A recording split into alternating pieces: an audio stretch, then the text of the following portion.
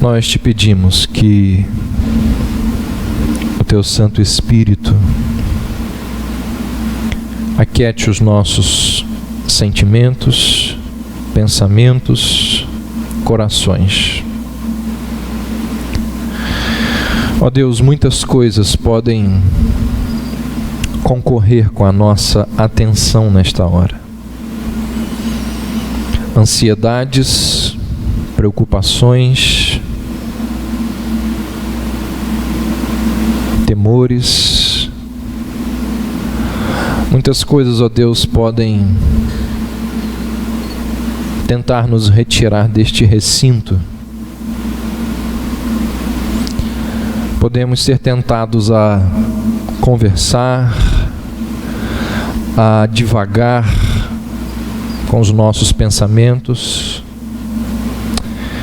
mas pedimos que o Teu Espírito Santo possa cativar, prender as nossas mentes e corações à Tua palavra nesta hora. Por isso nós suplicamos que o Senhor possa falar aos nossos corações. E como vamos ouvir e aprender, é a Tua voz, e tão somente a Tua voz, que transforma, que restaura, que consola as nossas vidas. Por isso nós te pedimos que o Senhor seja aquele a nos conduzir neste momento. Nós assim oramos em nome de Jesus. Amém. Provavelmente, em algum momento da sua vida,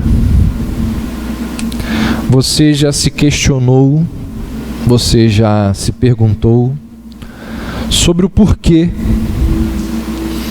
de uma pessoa durante décadas, algumas pessoas ficam durante décadas frequentando uma igreja e não tomam uma decisão por Cristo. Você já deve ter se perguntado: como é possível alguém frequenta a igreja, mas só frequenta? Como é possível duas pessoas, às vezes da mesma família, ouvirem a mesma mensagem, terem contato com a mesma verdade, uma se converte, a outra não? Você deve se questionar por que depois de argumentos tão convincentes, pelo menos para você, aquela outra pessoa não se dá por vencida. Por que algumas pessoas, elas chegam a reconhecer e até a verbalizar que o Evangelho é verdade, mas param por aí? Às vezes o marido vira para a esposa e diz assim: vai para a igreja mesmo, leva os nossos filhos. Eu acho que a igreja é um bom caminho, mas ele acha que é um bom caminho para elas e não para ele.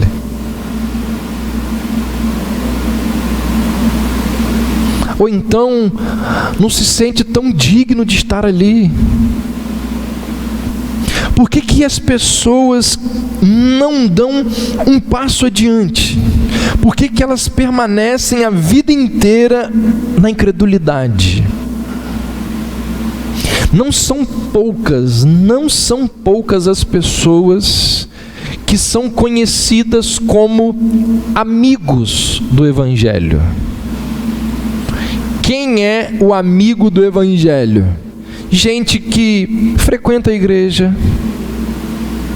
gosta da música da igreja, gosta da mensagem da igreja, gosta do ambiente da igreja, gosta das pessoas da igreja, concorda com muita coisa que é dita na mensagem.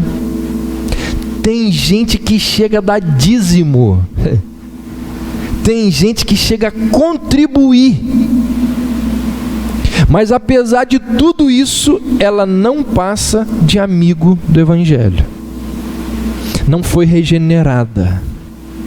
Não são novas criaturas. Essas pessoas não se encontraram com a cruz de Cristo.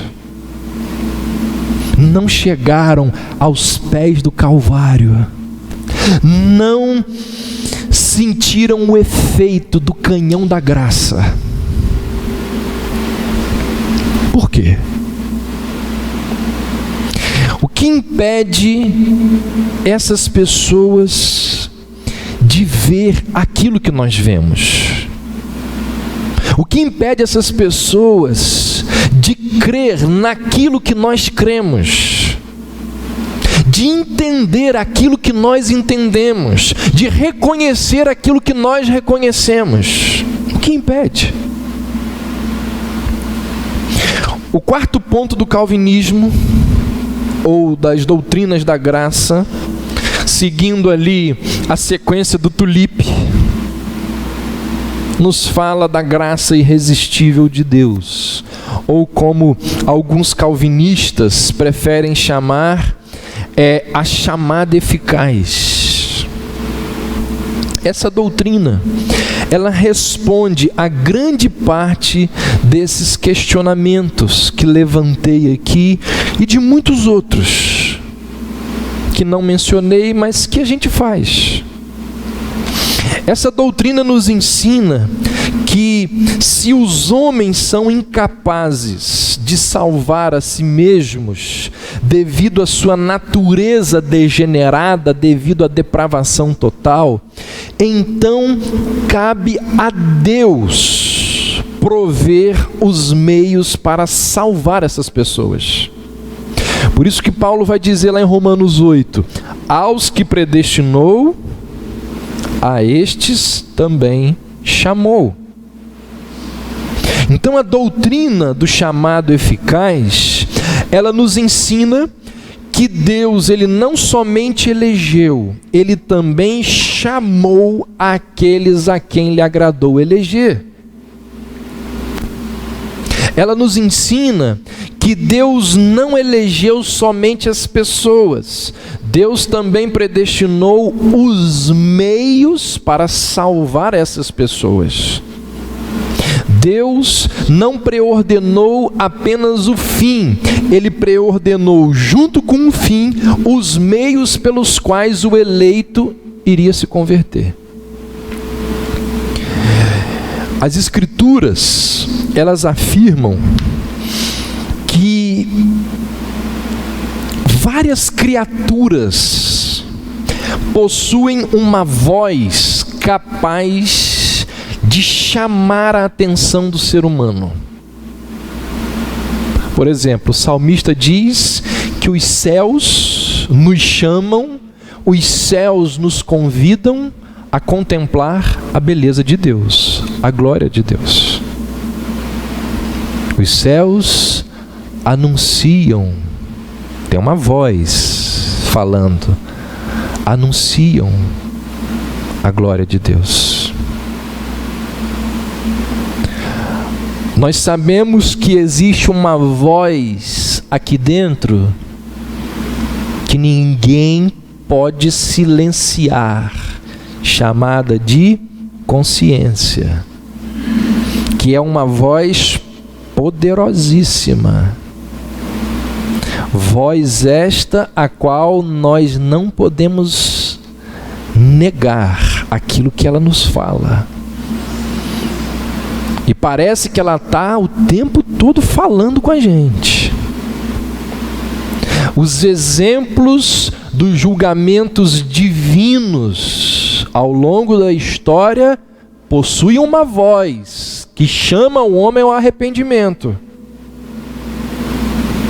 Então existem várias vozes que falam com o ser humano. O profeta Miqueias, lá no capítulo 6, quando ele está falando para o povo, ele diz assim: ouvi a vara. Que a vara fala. Não sei se na sua casa fala, mas na minha fala. E na casa onde eu morei falava muito. A vara, ela fala. Então existem várias vozes fazendo os mais diversos apelos, transmitindo as mais diversas mensagens ao homem. No entanto, nem todas as vozes, elas têm o poder, a capacidade de gerar transformação, de gerar conversão. Em 1 Tessalonicenses, Paulo nos diz que é possível o evangelho chegar a muitas pessoas apenas em palavras. Apenas em palavras. Ou seja, externamente. As pessoas, elas ouvem com o ouvido, mas para aí. Não há resposta de fé no coração das pessoas. Vamos ler? Abra aí. Está no esboço ou não está? Está aí? 1 Tessalonicenses 1,5 o texto? Se não está, vamos abrir aí. Paulo diz assim, 1 Tessalonicenses capítulo 1.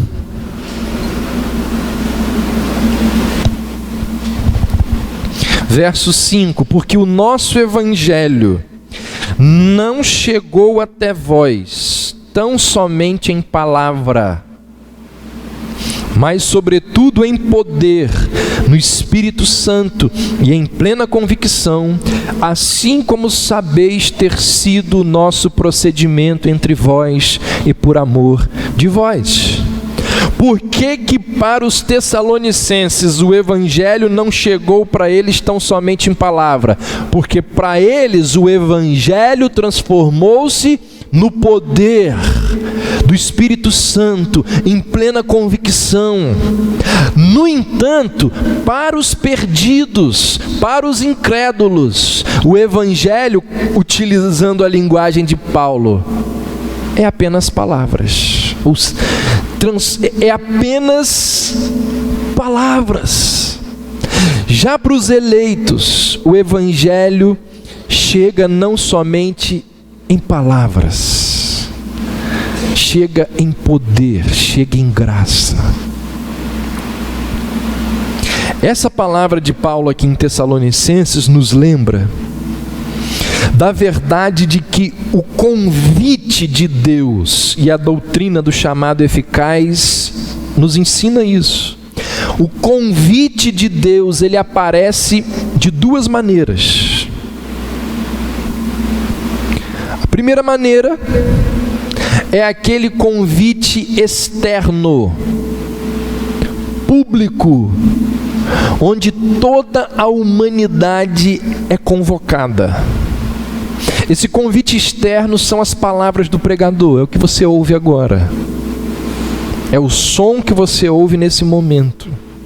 Acontece de modo diferente nos mais diversos corações. Produzem resultados completamente diferentes uns dos outros. O convite externo é aquele de Mateus 28, quando Jesus disse: ide por todo mundo e pregai o evangelho a toda criatura. A nossa obrigação é de anunciar o evangelho, de pregar o evangelho a todas as pessoas, até porque o eleito, o predestinado, ele não tem um X na testa. Dessa forma, a obrigação é pregar para todo mundo. A esse tipo de chamado, o incrédulo é capaz de resistir. Muitos vão morrer ouvindo o convite e não vão aceitá-lo. O chamado geral é necessário. Por quê? Porque é através dele que Deus chama especificamente. Nós semeamos a semente largamente, amplamente. Algumas, disse Jesus, caem em solo rochoso. ou raso, assim como algumas caem num solo bom. Quando a semente cai no solo previamente preparado por Deus, Deus abençoa a semeadura e o resultado é uma colheita espiritual.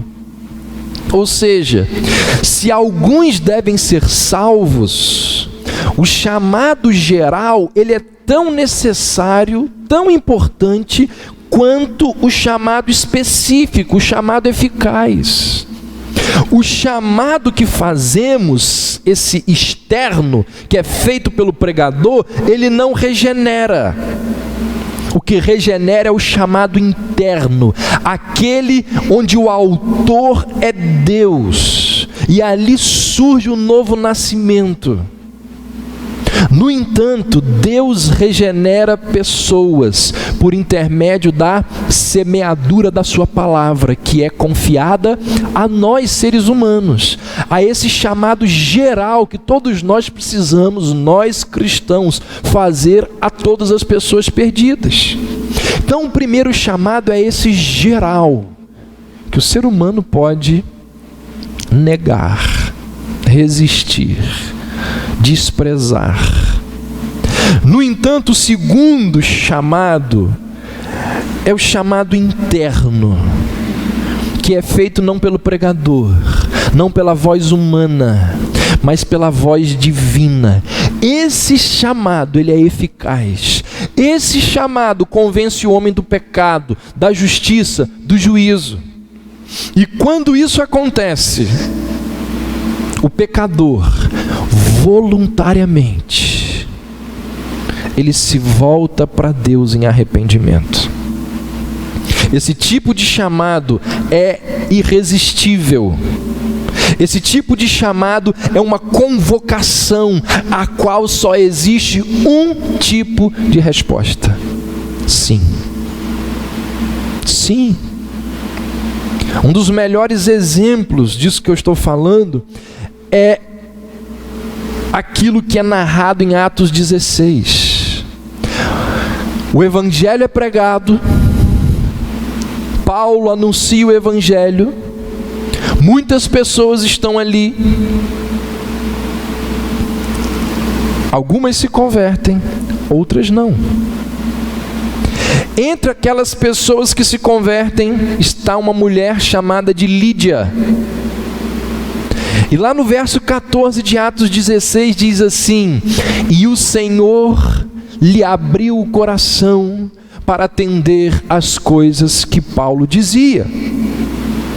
Paulo falou aos ouvidos de Lídia, chamado exterior. O Senhor falou ao coração de Lídia, chamado interior. Então, quando acontece uma pregação e nem todos os homens respondem ao convite que lhe é feito, é porque eles ouviram o chamado externo, mas não ouviram a voz de Deus que acontece internamente. Ou seja, o chamado exterior sem o chamado interior não serve de nada.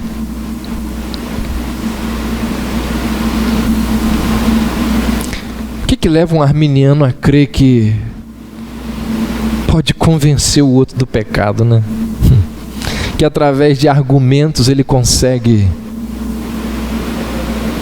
Pode botar para pregar aqui, ó, se fossem convertidos, né?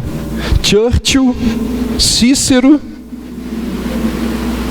Spurgeon, pregar só mensagens fantásticas. Se Deus não intervir, não acontece nada. Não são poucas as pessoas que ouvem o chamado externo durante anos, décadas, até que um dia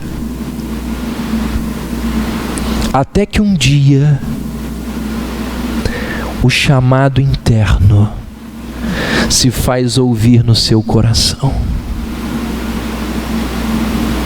18 anos na igreja, acompanhando alguém. No 19º ano, ela se dobra, ela se rende. Por que não veio antes? Porque não ouviu a voz interna de Deus. Não são poucas as pessoas que ouvem o chamado externo, não na igreja, mas em casa. O filho falando com o pai, a esposa falando com o marido falando com a esposa, pai falando com o filho, anos e anos e anos, e aquela relutância, até que chega um momento em que o coração delas começa a queimar, começa a arder, e elas se rendem a Jesus. Até que chega aquele dia em que a espada do Espírito entra rasgando a resistência das mentes dessas pessoas, e elas cedem, e elas reconhecem. Semana que vem e na outra semana a gente vai continuar falando do chamado eficaz. E eu vou falar de C.S. Lewis. Lewis resistiu durante muito tempo. E ele disse que chegou um dia que Deus pegou ele e fez assim, ó. Botou ele na parede e disse: daqui você não sai. Só sai daqui convertido. E ele disse: naquela noite, eu era o mais relutante convertido de toda a Inglaterra. É o chamado interno. Aos que predestinou, a esses também chamou. É Deus quem chama. E quando Deus chama, não existe força, não existe inteligência nesse mundo capaz de resistir a esse chamado. Pode ser a pessoa mais incrédula, pode ser a pessoa mais descrente, pode ser a pessoa mais difícil. Ela vem. O salmista, falando de Deus, ele diz assim: o meu povo se apresentará voluntariamente no dia do meu poder. Ele vem. Pode ser um Saulo de Tarso, mas quando o Senhor o chama pelo nome, a pessoa se rende. É por isso, gente, que nós não podemos desistir daquelas pessoas que parecem que nunca irão se converter. Porque elas estão ouvindo o chamado externo. Mas quem sabe se ela um dia vai ouvir o chamado interno? É Deus, não é você. Por isso que há esperança, porque o que transforma a vida de uma pessoa é o chamado interno. Então, não desista do seu marido, não desista da sua esposa, não desista do seu filho, não desista daquele que você já chegou a verbalizar assim, ó, não tem jeito. Não descreia do poder de Deus, não desista daquele que está resistindo ao chamado externo. Pode ser, e nós oramos para que seja, e nós pedimos a Deus para que em algum momento Ele ouça a voz do Senhor, a mesma voz que quebra os cedros do Líbano, a mesma voz que é cheia de majestade, a mesma voz que deu ordens para que houvesse separação entre terra seca e águas, a mesma voz que poderosamente criou cada planeta e cada estrela desse universo, a mesma voz que uma vez disse para um corpo: Lázaro, vem para fora. E o corpo sem vida daquele homem voltou a viver. não desista.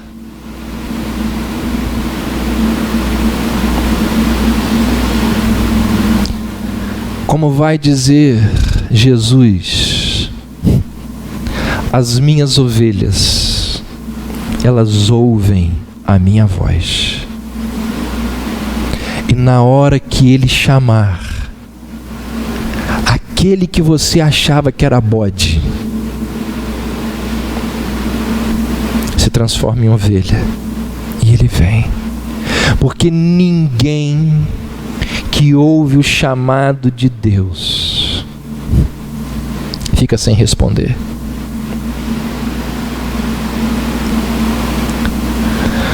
Um dos textos mais belos do Novo Testamento é aquele quando Jesus já ressuscitou e Maria vai até o túmulo procurar pelo corpo de Jesus, e ela está tão angustiada, tão triste. Ela está ali olhando para o túmulo e chorando e dizendo: levaram o corpo do meu Senhor, levaram o corpo do meu Senhor. E aí a narrativa diz que alguém fala com ela, e ela vira para a pessoa e diz: onde está o corpo do meu Senhor? E o texto diz que ela achou que aquele com quem ela estava conversando era o jardineiro. Ela troca algumas palavras com ele e volta para procurar o corpo de Jesus. Parece que ela dá as costas para ele, quando ela ouve uma voz assim: Maria. E ela diz: é o meu Senhor. Maria. Meus irmãos, quando nós ouvimos a voz do nosso Senhor, nós reconhecemos, nós nos rendemos. Aquela pessoa que durante anos tem resistido ao chamado externo, se um dia Cristo disser: Carlos, ele vem. Maria, ela vem. Então deixa eu te dizer uma coisa: se o seu marido, se o seu filho, se a pessoa que você ama, se ela for eleita por Deus, não existe a menor possibilidade dela morrer sem ser salva. Ela vai chegar à fé. Cristo vai resgatá-la onde quer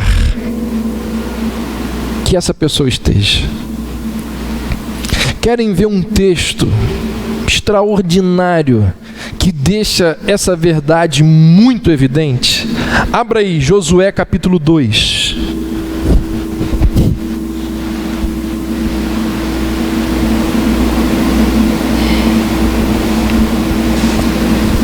A partir do verso 8, diz assim: antes que os espias se deitassem, falando de Raabe, antes que os espias se deitassem, foi ela ter com eles ao eirado e lhes disse: bem sei que o Senhor vos deu esta terra, e que o pavor que infundis caiu sobre nós, e que todos os moradores da terra estão desmaiados, porque temos ouvido que o Senhor secou as águas do mar Vermelho diante de vós, quando saíeis do Egito, e também o que fizestes aos dois reis dos amorreus, Seom e Og, que estavam além do Jordão, os quais destruístes. Ouvindo isto, desmaiou-nos o coração, e em ninguém mais há ânimo algum por causa da vossa presença. Porque o Senhor vosso Deus é Deus em cima nos céus e embaixo na terra. Agora, pois, jurai-me, vos peço, pelo Senhor, que assim como usei de misericórdia para convosco, também dela usareis para com a casa de meu pai, e que me dareis um sinal, certo de que conservareis a vida a meu pai e a minha mãe, como também a meus irmãos e a minhas irmãs, com tudo que tem, e de que livrareis a nossa vida da morte. Então lhes disseram os homens: a nossa vida responderá pela vossa, se não denunciardes esta nossa missão. E será, pois, que dando-nos o Senhor esta terra, usaremos contigo de misericórdia e de fidelidade.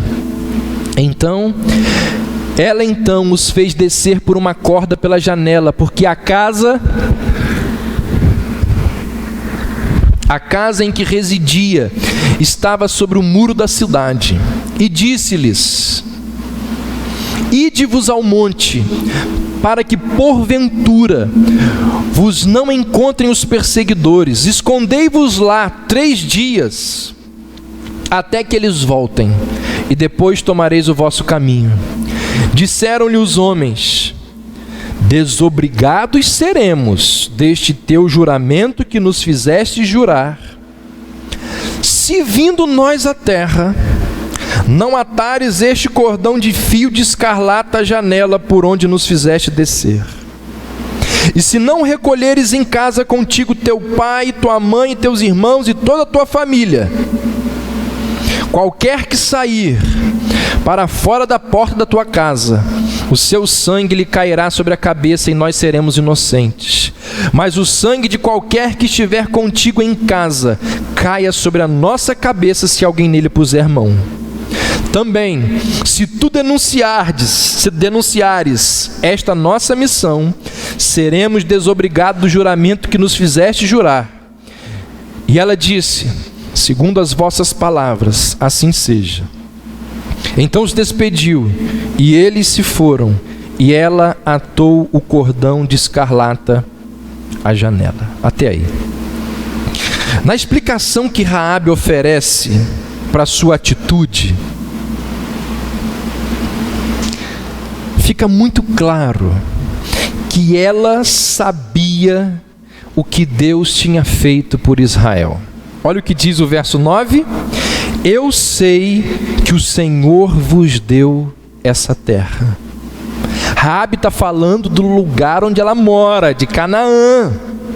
O povo ainda não invadiu, o povo ainda não derrubou as muralhas de Jericó, e Raabe está dizendo: olha, eu sei que o Deus de vocês já deu essa terra a vocês. Olha o que diz o verso 10: temos ouvido que o Senhor secou as águas do Mar Vermelho diante de vós, quando saíeis do Egito, e também o que fizestes aos 2 reis dos amorreus, Seom e Og, que estavam além do Jordão, os quais destruístes. Gente, Raabe sabia de tudo. Sabia de tudo. Como que ela sabia de tudo? Ou de muita coisa? Provavelmente por causa do serviço dela. Raabe era uma prostituta. Ali no bordel, ela recebia soldados, viajantes, ela recebia pessoas de vários lugares, estrangeiros, que entravam em Canaã, saíam de Canaã. E essas pessoas, esses estrangeiros que iam àquele local para se prostituir, eles acabavam transmitindo informações. E uma dessas informações, uma dessas notícias, tratava das vitórias que Deus tinha dado à nação de Israel. Então tinha um homem ali que foi se prostituir. Durante a prostituição, ou depois, ou antes, ele conversando com outras pessoas, ele informava as prostitutas, informava a outros viajantes, e as prostitutas ouviam. E olha que coisa interessante, Raabe, que era a dona do bordel, a cafetina, ela ouve aquelas notícias. e ela começa a crer. Ela começa a crer no Deus que estava sendo anunciado pelos viajantes. Onde já se viu isso? Dentro de um bordel, numa nação pagã. A cafetina chefe começa a ouvir as histórias de Deus, começa a ouvir as notícias do que fez e do que faz o Deus de Israel, e se converte. Por que ela se converte? Porque em seu íntimo, em seu interior, já tinha temor, já havia respeito, já havia devoção por Deus. Que coisa impressionante! O autor aos Hebreus vai dizer lá no capítulo 11, 31, pela fé, Raabe, a meretriz, não foi destruída com os desobedientes, porque acolheu com paz os espias. Sabe por que ela acolheu com paz os espias? Porque ela creu em Deus, no Deus dos espias. Não teve um pregador que chegou lá no bordel de Raabe, vamos fazer um culto aqui. Abra o texto em João 3,16.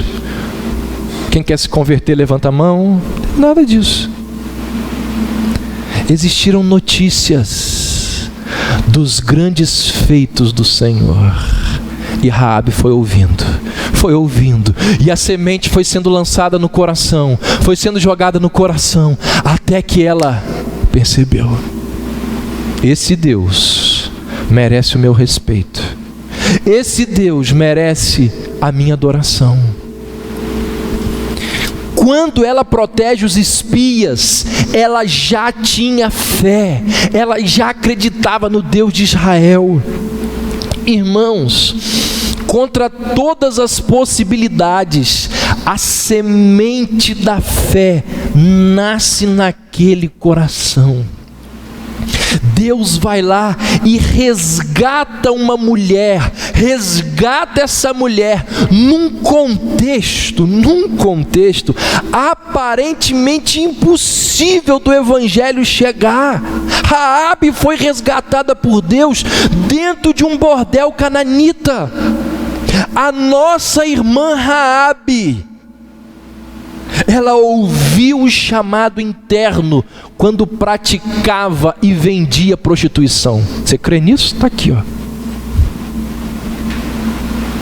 Ela ouviu o chamado interno num contexto de prostituição. Que coisa impressionante! Deus, em sua soberania, Ele sempre nos surpreende, e Ele usa a verdade dEle aonde Ele quer, e Ele faz com que a verdade dEle chegue aonde Ele deseja. Então eu repito, não desista daquelas pessoas que até o dia de hoje parece que nunca vão se converter. O que elas estão ouvindo é o chamado externo, mas pode ser que em algum momento o chamado interno, aquele que é eficaz, venha ao coração dessas pessoas.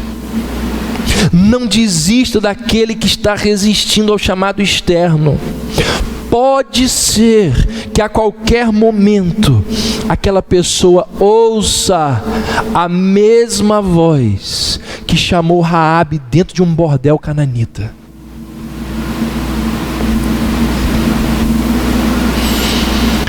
Existem vários textos bíblicos que falam desse chamado irresistível de Deus. Vou citar alguns por causa do nosso tempo, e outros eu vou pedir para vocês abrirem.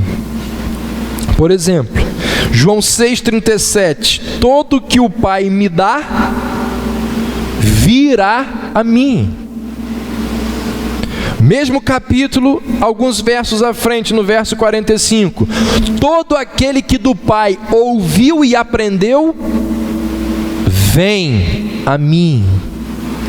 Gálatas 1,15, aprove a Deus que desde o ventre de minha mãe me separou e me chamou pela sua graça. 1 Pedro 2,9, para que anuncieis as virtudes daquele que vos chamou das trevas para a maravilhosa luz. 1 Pedro 5,10, e o Deus de toda graça, que em Cristo Jesus vos chamou à sua eterna glória. Quem chama é Deus. Agora abra aí, 1 Coríntios 2.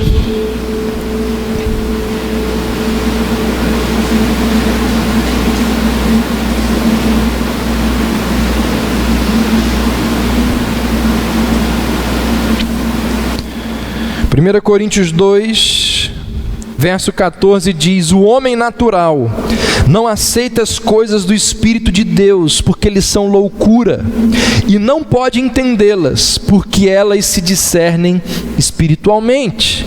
Paulo está falando do homem que não é regenerado, ou seja, do homem natural. Tais pessoas, diz o apóstolo, não só não entendem as coisas que vêm de Deus, como elas acham que essas coisas são loucura. Romanos 8,7, abra aí.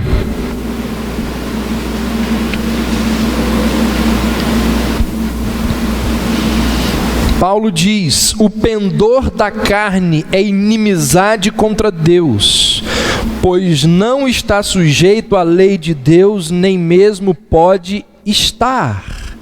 Ou seja, o homem natural, de 1 Coríntios 2, Paulo vai dizer aqui em Romanos 8 que ele é inimigo de Deus.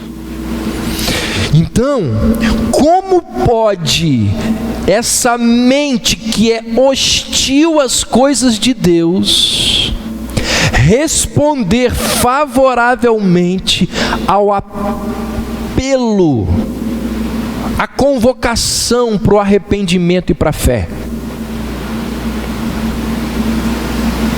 Efésios 2.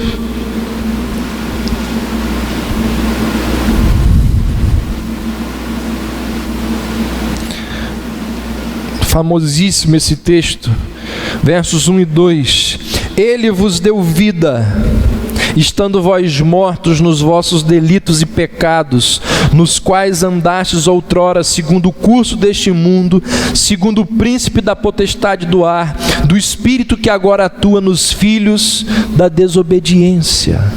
Então olha só, gente, a nossa condição espiritual, ela não é somente de enfermidade espiritual.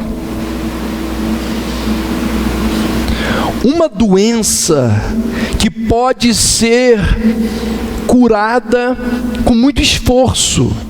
Não é isso que Paulo está falando. A nossa condição é de morte espiritual.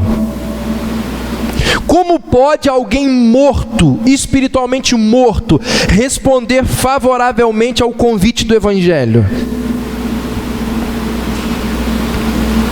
Outro texto, João 6, abra lá, João capítulo 6, verso 44.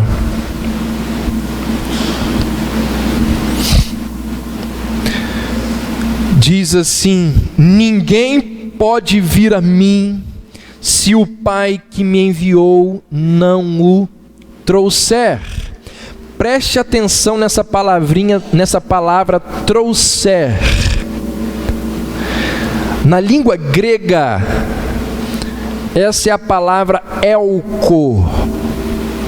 Essa palavra significa o seguinte: a ideia é compelir por irresistível superioridade. compelir por irresistível superioridade. Existem outros textos no Novo Testamento onde elko, onde essa palavrinha aparece. Ninguém pode vir a mim se o Pai que me enviou não elko, não o trouxer. Onde que essa palavra aparece? Por exemplo, não precisa abrir, Tiago 2, verso 6, eu vou ler para você. O texto diz assim: mas vocês têm desprezado o pobre. Não são os ricos que oprimem vocês? Não são eles que os arrastam para os tribunais? Quando Tiago diz assim, não são eles que os arrastam, o que ele usou aqui? Elko. Não são eles que elko para os tribunais? Os ricos, eles não convidavam os pobres. Será que vocês poderiam ir lá no tribunal com a gente? Não era. Eles arrastavam os pobres para os tribunais. Outro texto do Novo Testamento onde elko aparece. Não precisa abrir, acho que a referência está aí. Atos 16, 19. Lucas diz assim: percebendo que a sua esperança de lucro tinha se acabado, os donos da escrava agarraram Paulo e Silas e os arrastaram para a praça principal. Qual é a palavra usada em Atos 16? Elko. Os donos da escrava agarraram Paulo e Silas e elko para a praça principal. Então Paulo e Silas, eles não foram convidados, eles foram forçados, eles foram arrastados até a praça. Agora a gente volta lá para João 6,44. Jesus diz assim: ninguém pode vir a mim se o Pai que me enviou não o arrastar.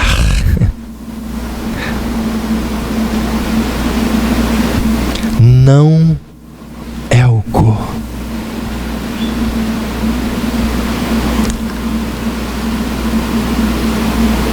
Irmãos, se não existir um poder superior, maior que a nossa vontade, ninguém vem. Ninguém vem. Se não houver um chamado soberano, mais poderoso que a nossa natureza, ninguém se salva. Jesus disse: vocês não querem vir a mim para terem vida.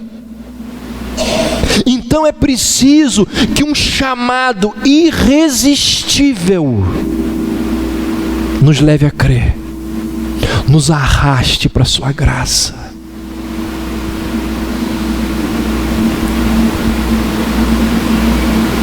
Pensa no seu nascimento físico. Qual foi a sua participação? Dentro de 23 dias minha filha vai nascer. Qual a participação que ela teve nisso? Ela foi consultada acerca dessa questão? Alguém perguntou para ela assim: você queria ser mulher ou homem? Aliás, o Fantástico está defendendo isso, né? Não interfira no que o seu filho quer ser. Deixa ele de resolver.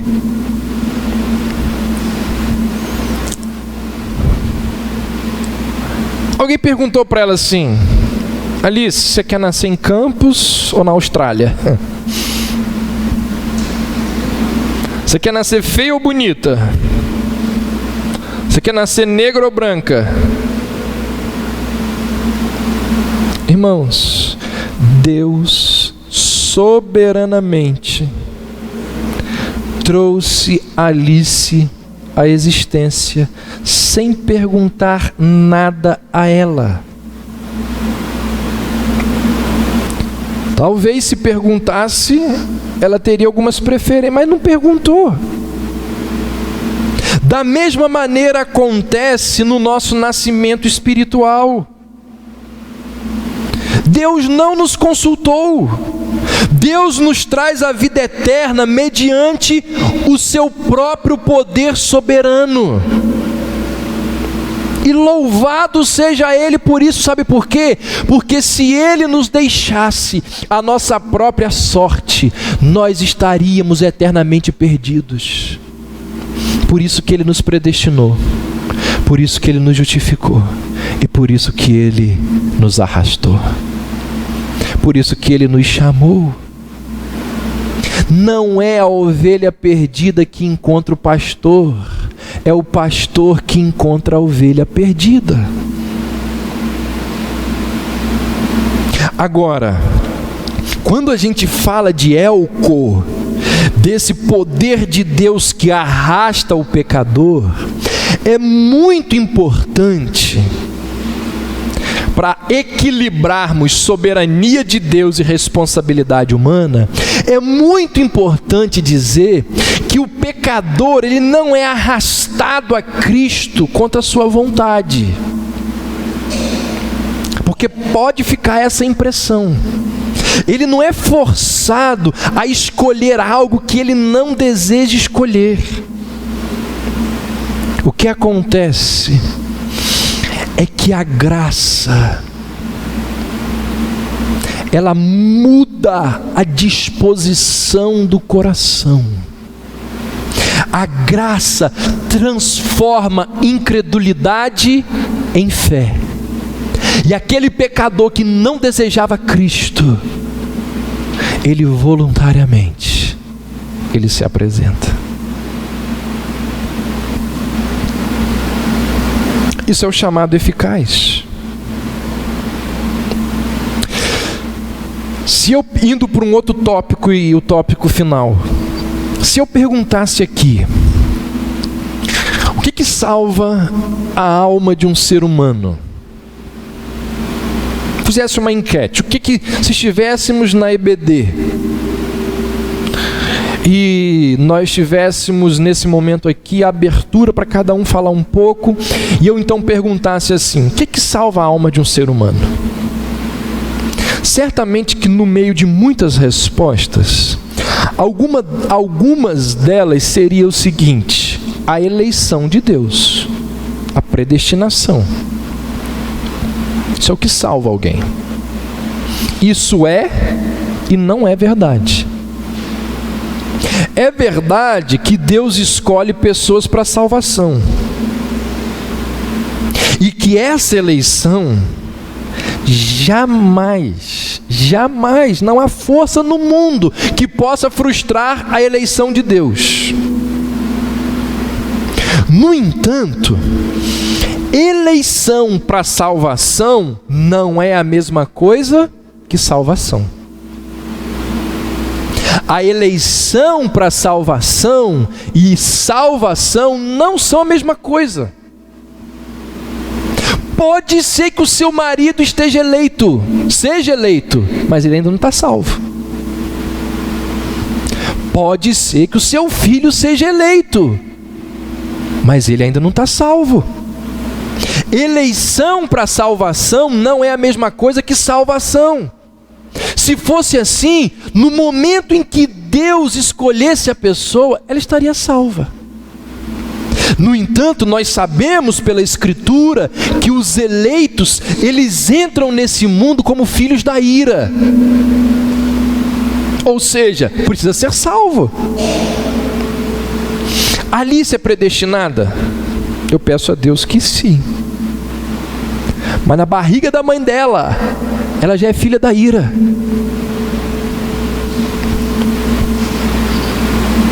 Quando Arthur nasceu, e ali ainda na sala de parto,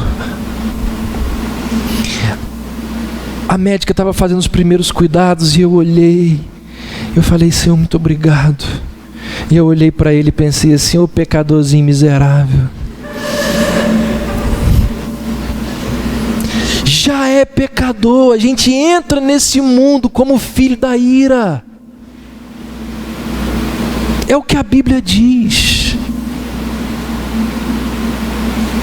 No meio dessas respostas que poderiam ser dadas, alguém também poderia dizer o seguinte: o que salva o homem é a morte de Cristo, é a cruz do Calvário que redime o homem. Certamente que sem a morte de Jesus ninguém vai ser salvo. No entanto, a morte de Cristo por seu povo não lhe traz salvação imediatamente. O mérito, o valor, a eficácia do que Cristo fez não foi distribuído imediatamente após a morte. Se assim fosse, aqueles por quem Cristo morreu seriam salvos no momento em que a obra dele foi consumada 2000 anos atrás. Então, como é que o predestinado, que é filho da ira e que ainda permanece como incrédulo e filho da ira, como que ele recebe a nova vida em Cristo? A eleição é incondicional, mas a salvação não. Eleição é incondicional, salvação não. Existem condições que precisam ser satisfeitas antes que um homem chegue à salvação. Ele precisa receber vida em Cristo através de arrependimento e fé. Por isso que é uma incógnita. Por isso que nós não temos respostas para dizer acerca das crianças que morrem. Não sei. O que eu sei é que existem condições. Se Deus, em seu infinito poder, soberania e amor, resolve salvar crianças que morreram, é com Ele. E no meio reformado existe muito debate sobre isso. Por exemplo, Charles Spurgeon acreditava que todas as crianças que morrem vão para o céu. Tem outros que não pensam assim. Tem outros que pensam que as crianças eleitas, predestinadas. Tem gente que pensa que eleito não morre na infância. Eu não penso assim. Mas o fato é que essa reflexão nos leva, ou pode nos levar para esse outro assunto, que não é o meu assunto aqui. Mas o meu assunto aqui é que eleição é incondicional, mas salvação não. Existem condições que precisam ser satisfeitas antes que um homem chegue à salvação. O carcereiro disse para Paulo: o que eu preciso fazer? Crer, você e a sua casa. Se com a tua boca confessares e em teu coração creres. Há condições que precisam ser satisfeitas antes que um homem chegue à salvação. Ele precisa receber vida em Cristo através do arrependimento e da fé. 2 Tessalonicenses 2,13, Paulo diz que Deus predestinou não apenas as pessoas, Deus predestinou também os meios pelos quais essas pessoas seriam salvas. Abra aí. Agora, um outro texto, 2 Timóteo 2.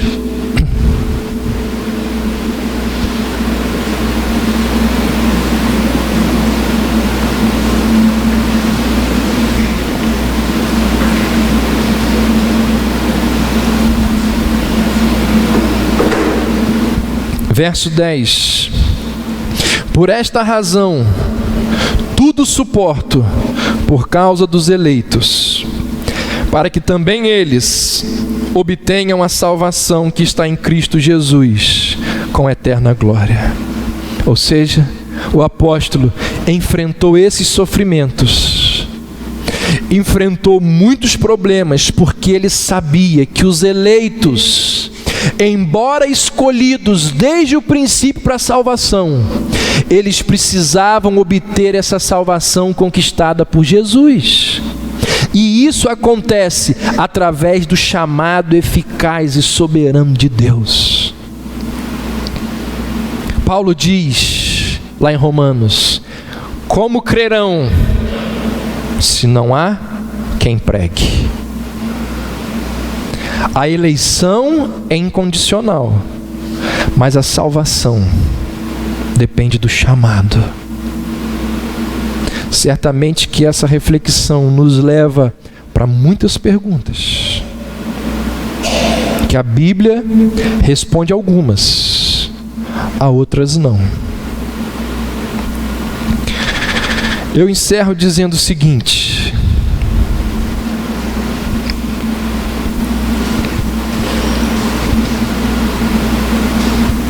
quando Deus não precisava de você, sabia disso? Deus não precisava de você, nem de mim, de ninguém aqui. Quando Deus não precisava de você, porque Ele já tinha milhões de santos glorificados, milhões de anjos louvando. Quando Deus não precisava de você, porque Ele já tinha milhões e milhões de seres, de filhos louvando, Ele te chamou. Quando Deus chamou Paulo, Paulo ainda era Saulo, perseguidor da igreja. Quando Deus chamou Mateus, Mateus era um cobrador de impostos.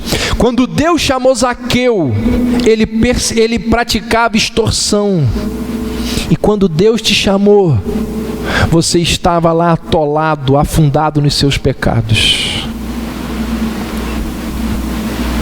Quando Deus, por graça, chama um homem, esse homem, ele está correndo atrás da sua concupiscência, correndo atrás dos seus pecados, correndo atrás das suas iniquidades. O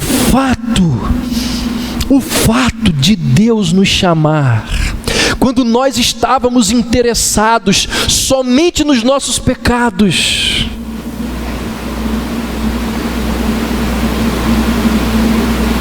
deve nos levar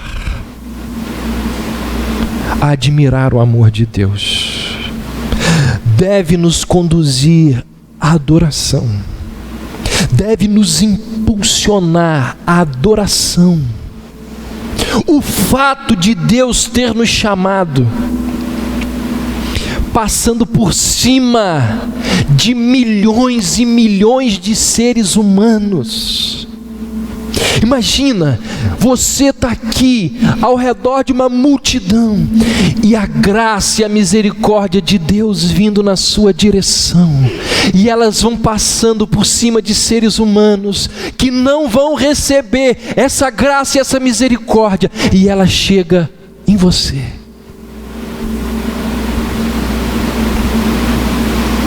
Porque você e não o seu vizinho, porque você e não seu irmão, porque você ouve não apenas o chamado externo, mas também aquele chamado interno.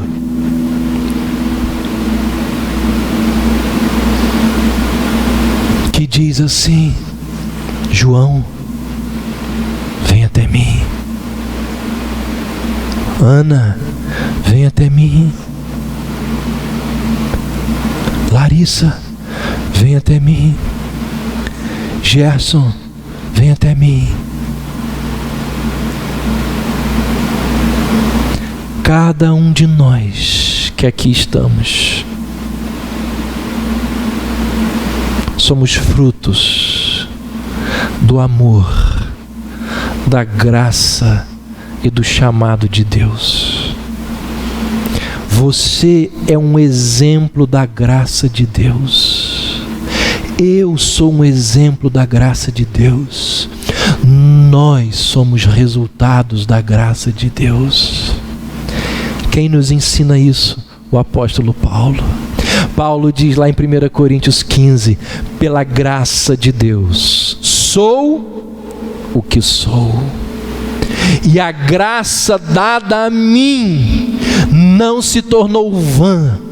Trabalhei mais do que todos eles, todavia, não eu, mas a graça de Deus comigo.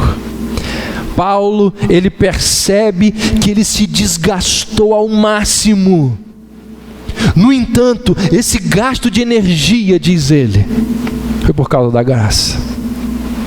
Nós nos desgastamos, nós labutamos, nós trabalhamos, nós realizamos, e quando acabamos,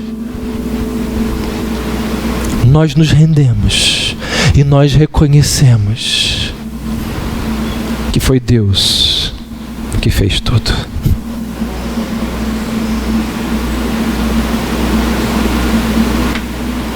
Nós humildemente dizemos: pela graça de Deus, cheguei até aqui. Isso é louvar a glória da sua graça. Por isso que Lutero, no final da sua vida, quando alguém lhe perguntou, olhando para tudo que ele fez, ele disse: como você foi capaz de realizar tudo isso? E ele disse: eu não fiz nada. A Escritura fez tudo. O poder de Deus, a graça de Deus fez tudo. Essa é a graça irresistível de Deus, o chamado que retira o ser humano da sua incredulidade, da sua perversão, do seu mundo de pecado.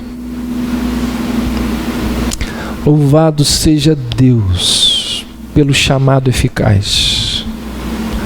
Louvado seja Deus por essa voz que nós ouvimos e que nós temos certeza que é Deus falando com a gente.